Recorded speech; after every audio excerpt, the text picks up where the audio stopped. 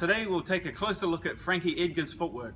Some fighters' footwork may appear random, but the more time we study it, the more time the habits begin to emerge. Frankie has very well educated footwork. Today we'll break down just a few of the techniques that make up his game. So Frankie sets up his offense by drifting across the body of his opponent. He feints, jabs, and changes levels as he works his way into range, attacking only once his feet are parallel with his opponent's.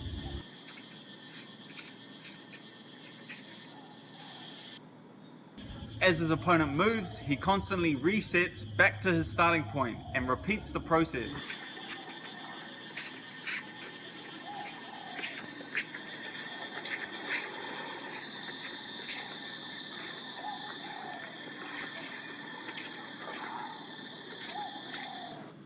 Here we can see how Frankie drifts across his opponent's stance until he's on the inside of his opponent's leg and ready to attack. He comes in, times a right hand, and exit off. So he resets back to his starting position, and then we'll see him drift across at this angle, not coming straight forward. He drifts into range, feinting and changing levels. Uriah adjusts, he doesn't feel comfortable. Frankie resets and drifts again into range, timing his attack. Edgar almost exclusively attacks from inside his opponent's lead leg when his feet are parallel. Generally, fighting on the inside in MMA is considered a high-risk option. The key to Edgar's success is his ability to exit once he has scored. He will land strikes and then step out and pivot, avoiding his opponent's counterattack.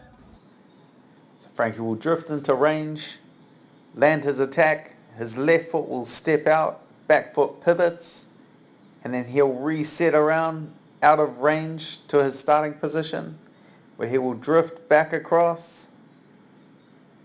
His lead foot will step, and back foot will pivot around, getting himself out of danger. Here against BJ, he steps into range, throws two hooks to the body and an overhand. Now before BJ can react, we can watch his front foot. It'll step out of line and he'll pivot his back foot around to get himself out of any counterattack that BJ might have. So he's well out of distance. Frankie's footwork and position give him options. He can move out of range and evade his opponent. He can attack them if he feels comfortable, or he can close the distance and score with a takedown. So we can use this movement to come into range, attack, step pivot out of range, move into range, evade strikes, or move into range, engage my takedown. So now we can see what happens when Frankie's comfortable with his range and his opponent's reactions. So he drifts into that foot position, he throws his overhand right, comes back with the left hook, catching Chad on the chin, knocking him out. We can also see him step pivot off. So here's a great example of Frankie using that step pivot to evade. We can see him drift into range. He throws his right hand, but it falls short. Now we'll closely watch the lead foot of Frankie, okay? Because he's going to step that foot across, and he's going to pivot his back foot around. So we'll watch him step out of range of Aldo. So when Aldo counters to throw his right hand, Edgar step pivots out of distance. Here we see Frankie drifting across, drifting into range. Cub throws a right hand at him. Frankie times it and shoots it at the same time, catching him with the takedown. What separates Frankie's footwork from most is his ability to constantly stay aggressive while maintaining his defensive options.